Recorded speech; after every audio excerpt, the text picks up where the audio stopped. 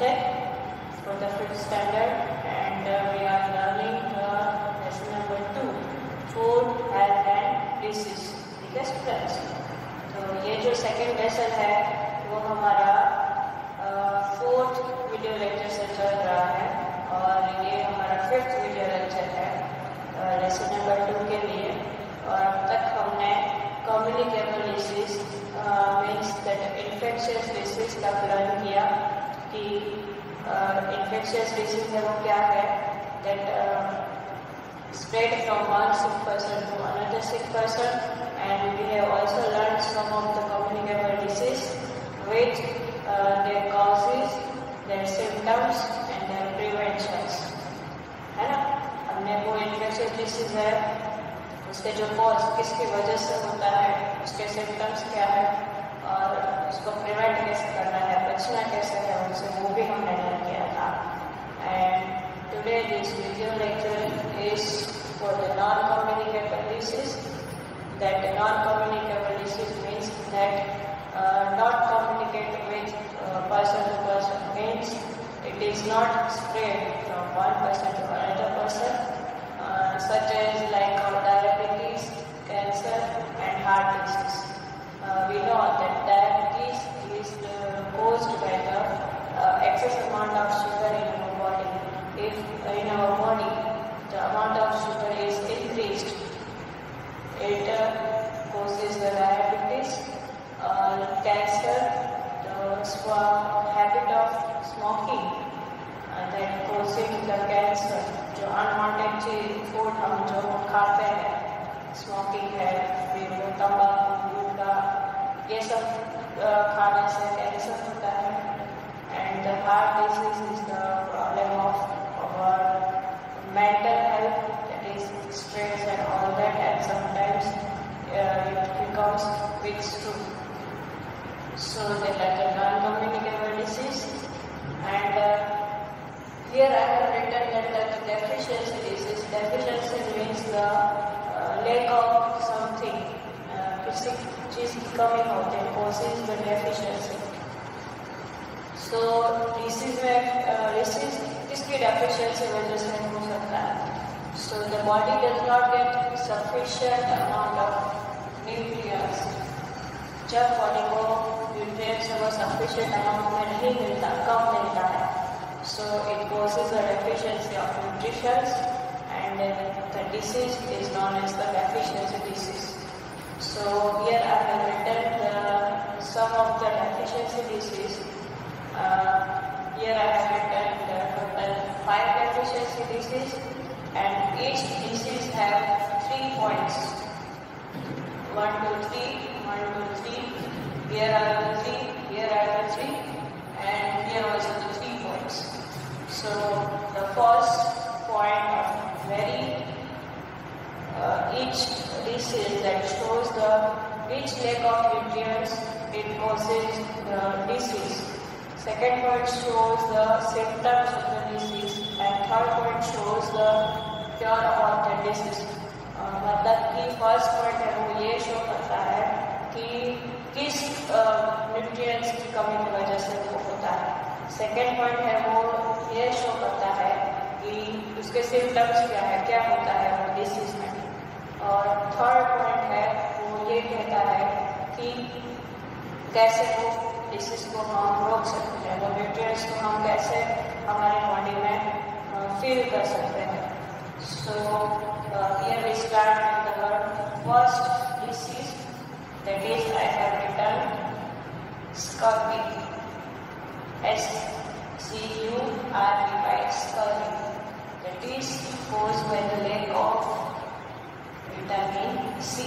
Vitamin C की वजह से स्कर्वी है वो होता है, और इसके सिम्टम्स हैं swollen and bleeding in jobs.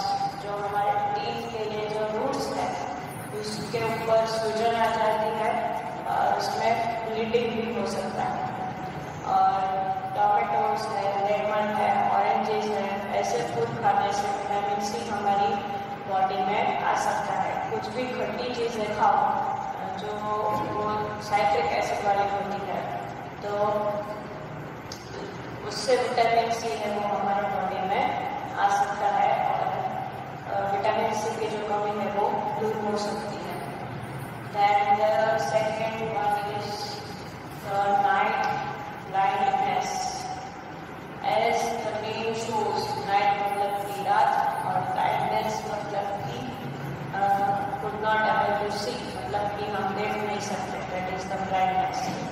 So when we are learning about the nutrients, at that time we have talked that what is the role of vitamin A, that the functioning of eyes is the most important function of the vitamin A. तो vitamin A की हमारी body में कमी हो तो वो हमारी ice की जो विजन है, हमारी आइस की जो साइट है उसमें वो इफेक्ट कर सकता है। So here is the disease that the night blindness that is caused by the vitamin A, और जिसमें we can not able to see at night in the deep light. जब भी नाइट और लाइट अवेलेबल ना हो तो दिखता नहीं है। तो आप लोग कहोगे कि अंधेरे में तो वैसे भी कैसे दिखेगा डीप लाइट में, और ऐसा नहीं है। ट्यूब लाइट की वजह से भी हम देख नहीं सकते, जैसे हम अभी देख सकते हैं ट्यूब लाइट करके, ऐसे क्लियरली जैसे डे में दिखता है वैसे ये नाइट ब्लाइंडनेस जिसे होता है, ये विटामिन ए की जिसमें कमी होती है, वो लोग रात को नहीं देख पाते क्लियरली जैसे नॉर्मल लोग देख सकते हैं। So vitamin A rich food हमें खाना है। विटामिन ए वो किस में होता है, तो एप्पल है, स्पाइनिच है, कैरेट्स, फिश, ये जो सारे फूड आइटम्स है they are the rich in vitamin A. And now the next one is rickets, and that is caused by the lack of vitamin D and calcium. Vitamin D and calcium. तो vitamin D का role क्या है हमारे body में? Vitamin D and calcium है वो हमारे bones को स्ट्रॉन्ग बनाता है और उसको ग्रो भी करता है। तो यहाँ रिकेट्स में विटामिन डी और कैल्शियम दोनों की कमी है, तो उसकी इफेक्ट है वो हमारे बॉन्स के ऊपर पड़ेगी। हमारे बॉन्स है वो वीक हो जाएंगे और आसानी से टूट जाएंगे। इजीली ब्रेकेबल बॉन्स है वो हो सकते हैं, और काफ़ी छोटी चोट लगने पर भी बॉन्स है वो ब्रेक हो जाए, ऐसा भी हो सकता है। So the bones became soft and distant, और इसके लिए विटामिन डी और कैल्शियम वाले फूड खाने हैं। कौन से फूड खाने हैं?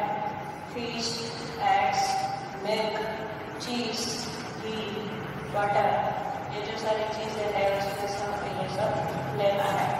नया food for is anaemia that is caused by the lack of iron in our blood.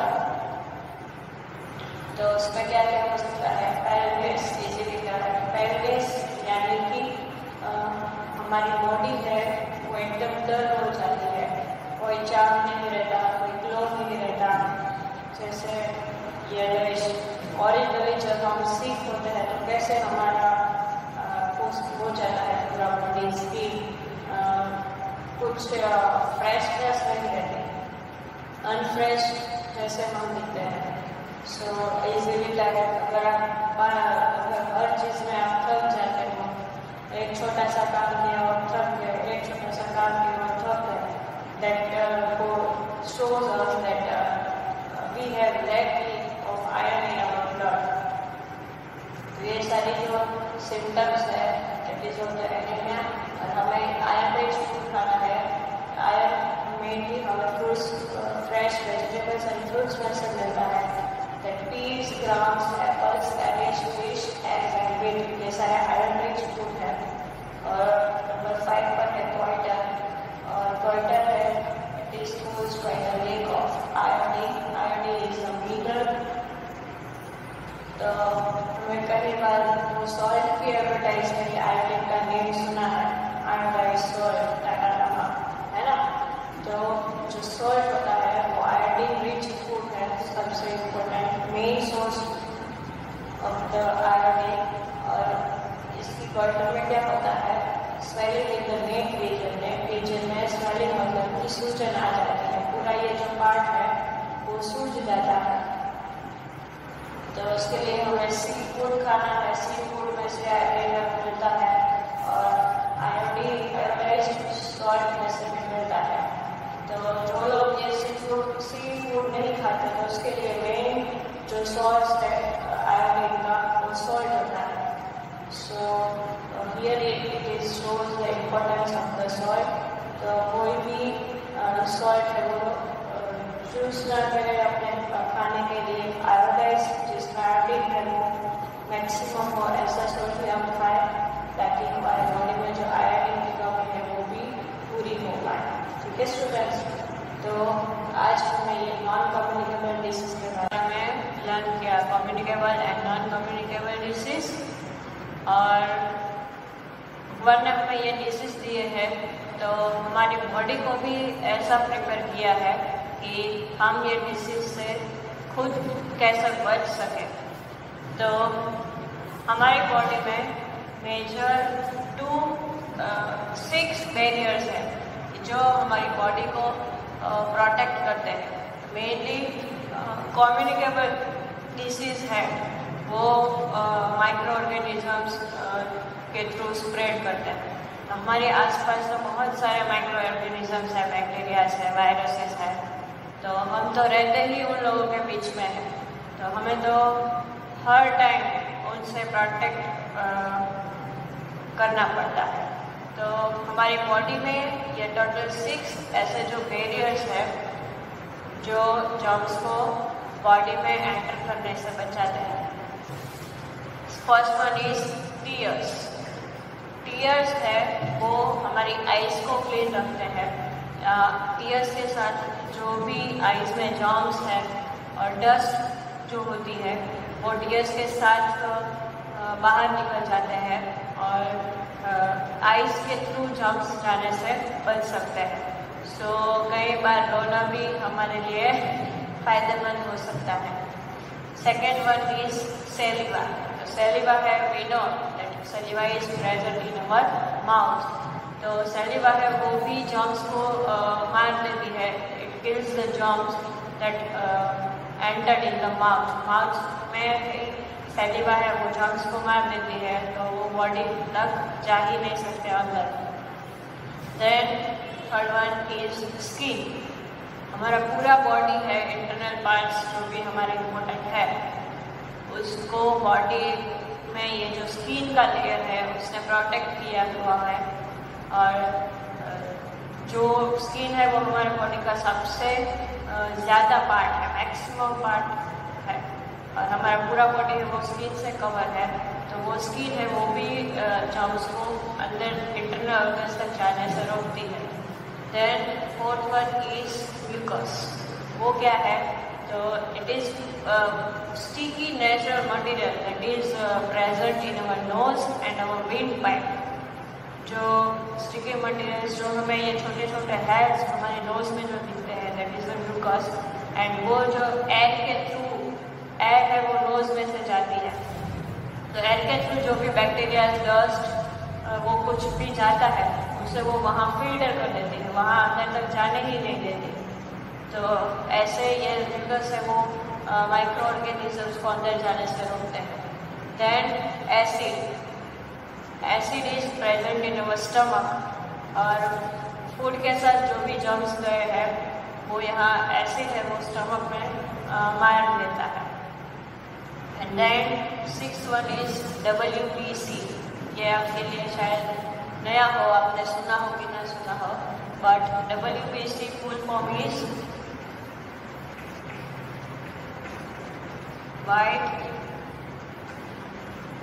Blood cells. WBC का फुल फॉर्म होता है white blood cells. Blood cells यहाँ आता है तो ऑब्वियसली ये जो WBC है वो कहाँ प्रेजेंट होता है? ब्लड में।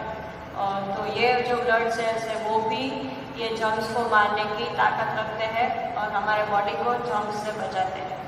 तो ये जो 6 बैरियर्स है वो जो स्किन हमारे बॉडी में नेचुरली होते हैं जो हमें अक्सर ये जो माइक्रो ऑर्गेनिजम्स को बॉडी में अंदर जाने से रोकते हैं। और जो बात है ये डिसीज को रोकने की, दैट इज द वैक्सीनेशन। सबने आपने सुना है वैक्सीनेशन मतलब कि रस्सी देना, रस्सी जो हम लेते हैं न्यू बॉर्न बेबी को, है ना, अक्सर, तो वो है वैक्सीनेशन। तो जैसे कि हमने लर्न किया है कि हमारा जो सराउंडिंग्स है वो ही पूरे का पूरा माइक्रो ऑर्गेनिजम्स से भरा हुआ है। हम ऑल द टाइम है वो ये जो माइक्रो डिजीज कॉजिंग जर्म्स है उसके साथ रहते हैं। तो ऐसा तो नहीं होता कि हम अक्सर रोज़ के रोज़ बीमार पड़ते हैं, ऐसा तो होता है नहीं। तो फिर हमारी बॉडी की भी कुछ एक रेजिस्टेंस पावर्स होता है कि वो जो डिसीज कॉजिंग माइक्रो ऑर्गेनिज्म है जर्म्स उसे मार दें। तो वो जो रेजिस्टेंस पावर है उसे हम कहेंगे immunity. The ability to resist the disease of the body is known as the immunity. मतलब कि हमारा बॉडी की जो एबिलिटी है डिसीज को रेजिस्ट करने की, डिसीज को ना होने की, उसे कहेंगे हम इम्यूनिटी। और जो इम्यूनिटी जितनी स्ट्रांग होगी उतने जो बैक्टीरिया है जर्म्स है वो हमें असर नहीं कर पाएंगे। तो ये जो इम्यूनिटी है वो खाने से भी बढ़ती है और ये WBC जो वाइट ब्लड सेल्स है उसके हिसाब से भी हमारा जो इम्यूनिटी पावर है वो स्ट्रांग बनता है। और कुछ है वो वैक्सीनेशन, मतलब कि हमें वैक्सीन लेनी पड़ती है पर्टिकुलर डिसीज की ताकि वो हो ही नहीं। तो न्यूबॉर्न बेबी को मोस्टली ये डिसीज है वो दिए जाते हैं। वैक्सीनेशन में क्या होता है कि जो वैक्सीन होती है या तो फिर ओरल ड्रॉप्स या फिर इंजेक्शन के थ्रू दिया जाता है। ओरल ड्रॉप्स मतलब कि मुंह में से आपको वो रस्सी पिलाई जाए या फिर इंजेक्शन के थ्रू भी कई सारी वैक्सीन है वो दी जाती है। तो here I have seen you these 3 steps of vaccination। तो वैक्सीनेशन वैक्सीन है या तो फिर वो ओरल ड्रॉप्स मतलब कि ड्रॉप्स के थ्रू दी जाती है या फिर इंजेक्शन दी जाती है। तो ये वैक्सीनेशन के थ्रू क्या होता है, ये इंजेक्शन के थ्रू जो डेड और वीक जर्म्स होते हैं वो ही पहले से बॉडी में एंटर किए जाते हैं। तो ये बॉडी में से ये जो डेड और वीक जर्म्स है वो हमने एंटर किए। फिर उससे क्या होता है कि ऐसे जैसे हमने एक कहावत है कि लोहे को काटने के लिए लोहे की ही ज़रूरत पड़ती है। मतलब कि अगर हमें लोखंड को काटना है तो वो हम लोखंड की जो एक्स होती है बटी हुई उससे ही वो काटा जाता है। फिर वो एक कहावत ऐसी भी है कि इंसान को भी मारता है। मतलब कि हमें जिससे फाइट करना है उसके सामने हमें वो ही सेम टू सेम उसके सामने खड़ा कर देना है फाइट करने के लिए, तो वो काम है वो आसानी से हो जाएगा। तो यहाँ वैक्सीनेशन में हम ऐसा ही करते हैं। पर्टिकुलर डिसीज कॉजिंग जो जर्म्स होते हैं वो हम पहले से ही हमारी बॉडी में एंटर कर देते हैं। तो वो हमारी बॉडी को वो जो जर्म्स नए आएंगे उसके सामने फाइट करने में वो हमारा बॉडी है वो प्रिपेयर कर देंगे ताकि वो जो जर्म्स है वो असर ही ना करें। तो यहाँ हमने इंजेक्शन के थ्रू जो वैक्सीन थी वो डाली, तो उसमें ये वीक और डेड जो जर्म्स होते हैं वो बॉडी में गए। फिर ये जो जर्म्स है वो बॉडी को प्रिपेयर करते हैं फाइट करने के लिए डिसीज के सामने। और फिर हमारा बॉडी है वो एकदम प्रिपेयर हो जाता है वो डिसीज को फाइट करने के लिए, उसको डिस्ट्रॉय करने के लिए। ठीक है, तो ये अभी ये जो वैक्सीन है वो कई सारी डिसीज की पर्टिकुलर अवेलेबल है, जैसे कि पोलियो। हमने कई बार ये पोलियो कुछ सुना है। तो ये गवर्नमेंट ऑफ इंडिया है वो पोलियो वैक्सीन के लिए एक मिशन चला रही है कि कोई भी न्यूबॉर्न बेबी हो वो पोलियो की वैक्सीन से कभी बाकात ना रह जाए। हर बच्चे को ये पोलियो की जो वैक्सीन है वो मिले और कोई भी बच्चा ये पोलियो जो डिसीज है उससे सफ़र ना करे। फिर मिसल्स की अवेलेबल है, चिकन पॉक्स, हिपेटाइटिस है वो हमें जॉन्डिस होने से बचाता है। और फिर टीबी ट्यूबरकुलोसिस जो हमने कम्युनिकेबल डिसीज में लिया था उसकी भी वैक्सीन है वो अवेलेबल है। ये वैक्सीन है वो मोस्टली कम्युनिकेबल डिसीज के लिए होती है, क्योंकि नॉन कम्युनिकेबल डिसीज है जो स्प्रेड नहीं होते तो वो तो न्यूट्रिएंट्स के ऊपर डिपेंड करते हैं। ठीक है, अगर शुगर बढ़ जाए तो डायबिटीज़ होगा, तो वो हम शुगर कंट्रोल कर रहे हैं तो वो जो डिसीज़ है वो कंट्रोल हो सकता है। जो कोई भी डेफिशिएंसी डिसीज़ हमने लर्न किए तो वो भी हम पर्टिकुलर न्यूट्रिएंट्स वाले फूड खाए तो वो हमें उससे बचा के रख सकता है। पर जो कम्युनिकेबल डिसीज़ है, जो जर्म्स से स्प्रेड होते हैं, तो उसके लिए ये वैक्सीन है। और जो हमारे खाने का है डाइट, वो हमें प्रिपेयर करना होता है, पर्टिकुलर लेना पड़ता है, तो ही हम हमारी हेल्थ वो अच्छी रख पाएंगे। सो यहाँ ये चैप्टर है वो पूरा कंप्लीट होता है। Lesson number 2, food health and disease. उसमें हमने फूड न्यूट्रिएंट्स के साथ साथ डिसीज़